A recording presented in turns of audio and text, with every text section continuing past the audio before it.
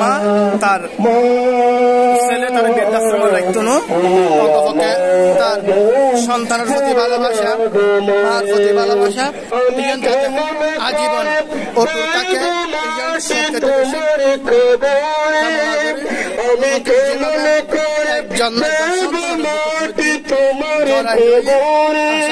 এই জন্ম সন্তান অকাত ভালোবাসা, এই অকাত ভালোবাসা চিরতরে যাতে তারা বন্ধন করে থাকে। বসলে বসো শীতল পাটিতে নরম তুমি তাকো মগো, বসলে বসো শীতল পাটিতে আমি কেমন করে যে মায়ের প্রতি যে অগাধ ভালোবাসা, সে অগাধ ভালোবাসা মা সন্তানেরা বুকে আঁকলাই রাই এই আন্দোলনের মধ্যে যাতে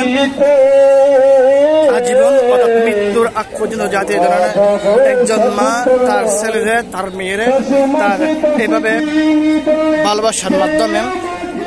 আজীবন আঁকলাই রাখে। এই জন্য প্রত্যেকের আজের অবস্থান যাতে কোনো মা কোনো ছেলেরা তো নির্যাতন এর বৃদ্ধাশ্রম নয়, বৃদ্ধাশ্রমমুখী নয়, যাতে সন্তান এবং মার প্রতি যে অকাত ভালোবাসা, এই অকাত ভালোবাসার যে দৃষ্টান্ত আজ ইতিমধ্যে মাইজবান্ডার আহমদিয়া